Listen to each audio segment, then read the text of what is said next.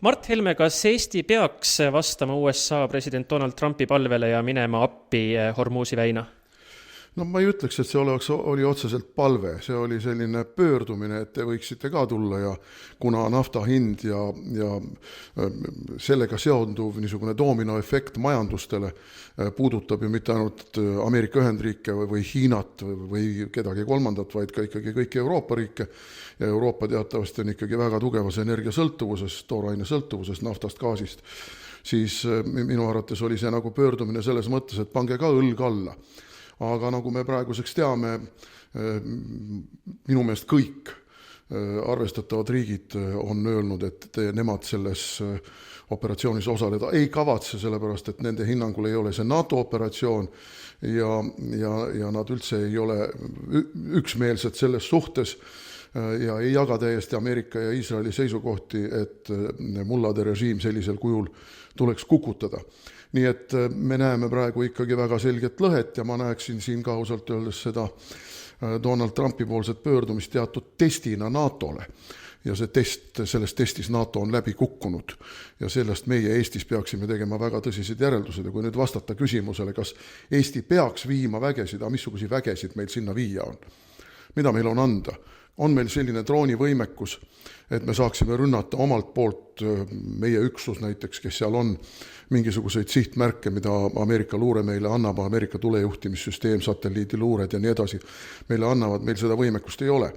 Kas meil on droonitõrjevõimekus, kas meil on raketitõrjevõimekus, ei ole. Et mida me seal teeme?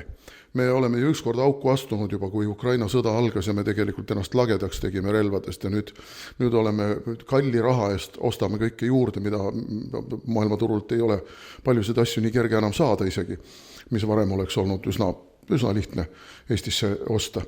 Nii et siin ma ei näe nagu väga seda Eesti-poolset võimekust, sõjalist võimekust seal midagi olulist korda saata, kui siis see mingi meiepoolne, ma ei oska öelda, mingi üksuse saatmine, mingi tugiüksuse saatmine sinna, see sisuliselt näeb välja nagu pugemine Donald Trumpi ja mitte midagi rohkemat. No Eestil on 3 miinitõrjelaeva ning ma saan aru, et tegevväelased käivad nii suuremate kui ka väiksemate koosseisudega ka välisoperatsioonidel nendega. Aga kas nendel miinitõrjelaevadel on ka mingisugune raketi- ja droonitõrje võimekus? Need on ju ujuvad pardid seal vee peal. Vaadake selle kaardi peale, see Hormuzi väin on ju selline, et üks kallas ühe kalda pealt vaatab, teine kallas paistab. Et ma näen, et me viime oma laevad sinna põhja laskmiseks. Meil üks laev läks ju praegu põhja Vahemerel täiesti nagu rahumeelses olukorras, et me viime oma laevad sinna sihtmärkideks.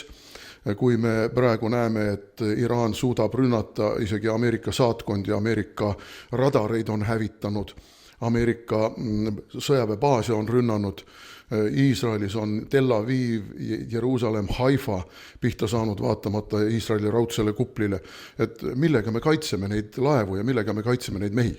Et see on ikkagi see kriitiline küsimus, et me võime saata küll tapmiseks.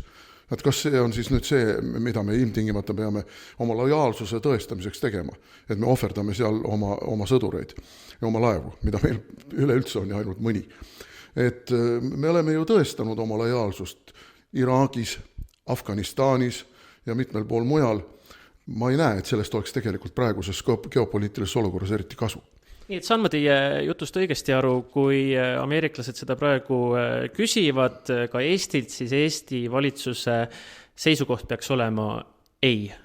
Eesti valitsuse seisukoht peab olema tark. See tähendab seda, et läbirääkimisi me võime pidada, konsultatsioone me võime pidada, teha diplomaatilisi rituaalseid tantsusamme. Me ei pea ütlema kohe paugu pealt ei. Meie selles ei osale, nii nagu tegid britid, sakslased ja teised. Me võime öelda, et jaa, me oleme kahtlemata väga mures kõige selle pärast, mis seal on, aga me tahaksime täpsemalt teada, mida meie suur liitlane meilt ootab ja kas meie võimekused vastavad nendele ootustele. See tähendab hoopiski midagi muud. Me ei ütle ei, aga me ei ütle ka jaa. Ja nii peaks tegelikult rahvusvahelises diplomaatias käituma, mitte mustvalgelt ja lapsikult, nagu meil see kombeks on.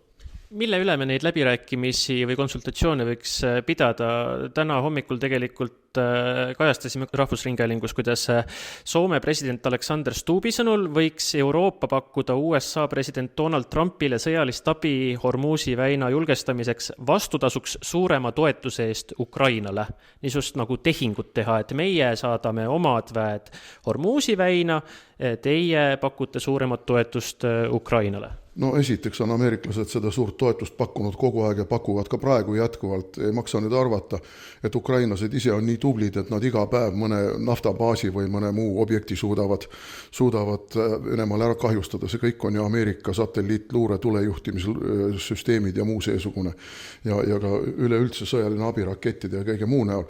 Nii et Ameerika abistab Ukrainat väga tõhusalt ja kogu aeg ja ei ole kordagi tegelikult seda abistamist vaatamata Donald Trumpi sellistele manöövritele, ma ütleksin niimoodi, retoorilistele manöövritele katkestanud.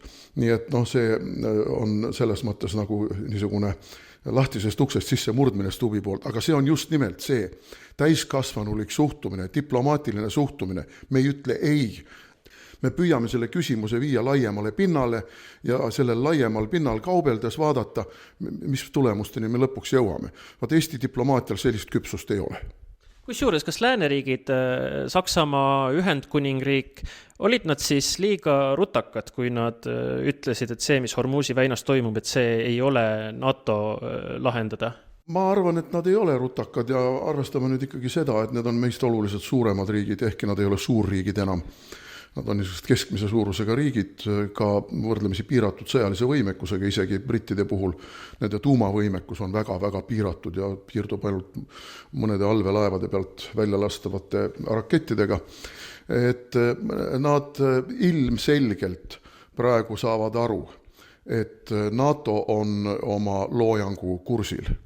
Ja selles olukorras Euroopa peab ümber orienteeruma, Euroopa ei peaks kulutama oma ressurssi, ei inimressurssi, finantsressurssi ega tehnoloogilist ressurssi ega olemasolevat relvastust operatsioonides, mida nad ei suuda kompenseerida ja mille kulgu nad tegelikult ka omapoolse panusega oluliselt mõjutada ei suuda. Mul on ikkagi see küsimus, et kui meie nüüd siin Euroopas nii-öelda põikleme kõrvale sellest Hormuzi väina operatsioonist, siis mis on ameeriklaste huvi võib-olla tulevikus meid kaitsta, kui meil sarnased mured on näiteks Venemaaga seoses? Ameeriklaste huvi meid kaitsta on see, et kui ta on huvitatud siin millestki, siis ta kaitseb meid. Kui ta ei ole huvitatud, siis ta ei kaitse meid. Ja nii lihtne see on. Me oleme uues geopoliitilises olukorras, kus vana rahvusvaheline julgeolekusüsteem ei tööta. Ameeriklased on väga selgelt öelnud, et nende reviir on lääne poolkera, kaasa arvatud Gröönimaa ja Kanada, ja eurooplased peaksid oma asjadega ise hakkama saama. Samas nad ei ole öelnud, et nad ei tule Euroopale appi, kui see on vältimatu. Ja ikka läheme natukene ajalukku tagasi.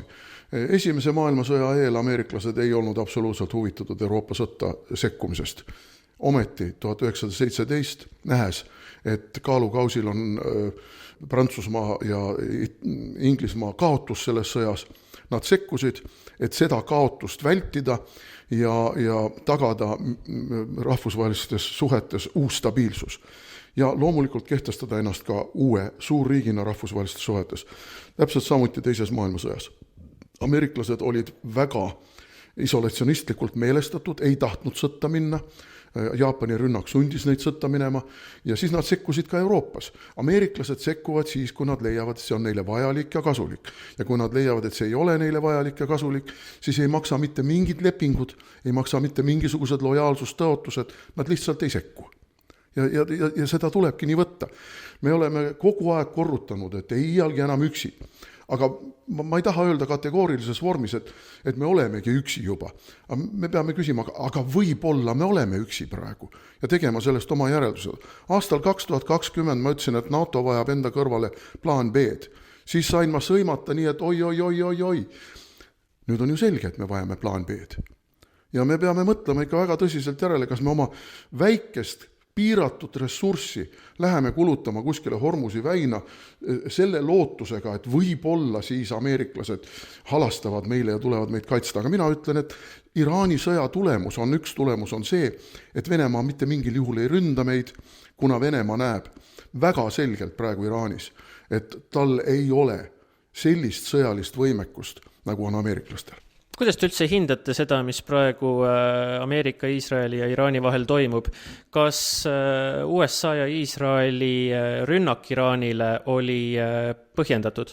No kuna mullade režiim on ju algusest peale deklareerinud, et nad hävitavad Iisraeli riigi, siis Iisraeli seisukohast see kahtlemata oli põhjendatud. Kuna ameeriklased, kui me vaatame Trumpi välispoliitika suundasid, siis need kõik suunad on ju sihitud nendesse piirkondadesse, kus on nafta, gaas ja muu energeetiline ressurss.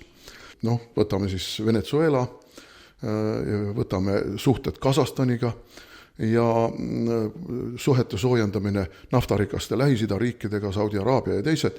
Et kui me vaatame kaardi peale, me näeme, et Iraan on, kui üks naftarikas riik on tegelikult lukk, mis ei lase Kesk-Aasia naftal, gaasil tulla maailma turule muul moel kui ainult läbi Venemaa või läbi Kaspia mere ja läbi Kaukaasia. Täpselt sama käib Aserbaidžaani kohta. Nüüd Iraani rajalt mahavõtmine, õigemini mullade režiimi rajalt mahavõtmine ja tõenäoliselt selleni jõudmine, et Iraanis tuleb mingi mõõdukam režiim, kellega on võimalik sõlmida uusi kokkuleppeid, sealhulgas ka toorme transpordi kokkuleppeid Pärsia lahele ja Pärsia lahe kaudu Venemaast mööda minnes maailmaturule. See on kindlasti üks neid eesmärke, mis on Ameerika Ühendriikidel selles sõjas. Ja see on tegelikult kogu maailmale kasulik ja Venemaale väga kahjulik. See, et Venemaa praegu lõikab kõrgetest naftahindadest profiiti, see on ajutine. Isegi venelased ise tunnistavad, et see on ajutine, aga pikemas perspektiivis see kõik on meile väga-väga kahjulik. Nii et jällegi meie mustvalge mõtlemine siin peaks kõigepealt mingid analüüsi tegema, aga mitte kohe karjuma hakkama Venemaa. Venelased praegu saavad vastu pükse ja geopoliitilised ameeriklased võtavad praegu ükshaaval, noppivad ära Vene liitlasi. Venezuela läks, seal on nüüd režiim, kellega ameeriklased saavad kokku leppida. Täpselt sama eesmärk on praegu Iraanis. Kuuba läheb. Kuuba kui võimalik koht, kuhu venelased võivad ka šantažeerimise korras oma mingid raketibaasid püsti panna ameeriklaste ähvardamiseks põhjendusele, et aga kui teie meie piiri äärde paneme, miks meie teie piiri äärde ei või panna. Et Trump süstemaatiliselt tegelikult piirab Venemaa võimet olla maailma poliitikas nii tugev tegija, nagu Venemaa ise tahaks. Ja me peame ka neid aspekte selle asja juures hindama. Mitte ainult seda, kas see oli põhjendatud kallale minek. Loomulikult oli põhjendatud, kui üks riik tahab luua tuumavõimekust, millega ta ähvardab ühe teise riigi maamuna pealt ära pühkida, ma arvan, et see on põhjendatud. Kusjuures teie fraktsioonikaaslane Varro Vooglaid on sotsiaalmeedias olnud väga kriitiline nii Venezuela operatsiooni suhtes kui ka nüüd selle Iraani sõja suhtes. Tema ütleb, et see on selgelt põhjendamatu rahvusvahelise õigusega vastuolus olev agressioonisõda. Trump on alustanud seda kõike Euroopa riike kaasamata, neid teavitamata ja nii edasi ja nii edasi. Esiteks Varro Vooglaid on rahvusvahelise õiguse jurist, ta on seda õppinud ülikoolis, ta on selle spetsialist ja ta lähtubki selle rahvusvahelise õiguse seisukohast selle asjale hinnangut andes. Ma ei saa öelda, et ta selles suhtes midagi valesti ütleks. Jah, praegu üldiselt aktsepteeritud rahvusvahelise õiguse seisukohast on seal küsitavusi, kui mitte lausa vastuolusid. Aga nagu ma ütlesin, praegu maailmas kehtiv geopoliitiline tasakaalumehhanism ja rahvusvaheline õigus ei kehti enam. Lihtsalt ei kehti enam. Ja otsitakse uut tasakaalupunkti ja sellel uuel tasakaalupunktil kehtima hakkavad võib-olla mingil määral, ma ei tea, uuendatud, muudetud rahvusvahelist õigust. Nii et me oleme murdepunktis, kus me ei saa lähtuda mingisuguse Jalta-järgse maailmakorra mudelist. Lihtsalt ei saa. Ja ega me Varroga sel teemal ei vaidle ega tülitse. Meil on erinevad vaatepunktid. Mina vaatan seda asja ja üldiselt meil fraktsioon vaatab seda asja suure geopoliitika seisukohast. maailma murdepunkti seisukohast ja tema vaatab seni kehtinud rahvusvahelise õiguse seisukohast. Mõlemad vaatepunktid on erinevad, aga mõlemad on ka õiged. Siin vahepeal juhtus üks nii-öelda kurioosum. Riigikogu Eesti-USA parlamendirühma liikmed kohtusid mõned nädalad tagasi USA suursaadikuga Eestis Roman Pipkoga. Vaatasin pildi pealt, et teie kohtusite ka suursaadikuga. EKRE esimees Martin Helme ütles, et suursaadikut huvitasid Eestis eeskätt meie väärtuslikud maavarad, mitte isegi sõjaline koostöö. Reformierakondlane Hanah Lahe ütles aga, et Martin Helme tõlgendas kohtumist valesti ja väärtuslikest maavaradest räägiti vaid väga pinnapealselt ja see kogu niisugune kurioosum päädis siis USA suursaadiku ametliku kommentaariga, kus ta tänas Hanah Lahet tema aususe eest ja ütles, et teised selle arutelu käsitlused on olnud eksitavad ja ausalt öeldes lugupidamatud sadade praegu Eestis paiknevate USA sõdurite suhtes. Kas ma saan õigesti aru, et Roman Pipko ütles, et Hanah Lahel oli siis õigus ja Martin Helme käsitlus oli eksitav ja lugupidamatu? Ei vasta tõele. Ma olin kohal ja kuulsin väga selgelt, kui jutt oli sellest, Pipko ütles, et meie koostöö peamine valdkond on majandus ja võib-olla ainus valdkond ja eriti mineraalidesse puutuv. Selge sõnaga ütles. Nii et Martin Helme ei teinud mingeid valesid järeldusi. See, et nii-öelda grupi eestkõnelejaks olnud Peeter Tali püüdis iga hinna eest pressida kogu aeg teemaks sõjalist koostööd, millest saadik tegelikult kogu aeg üle libises ja ei tahtnud mingisugust pikemat diskussiooni algatada.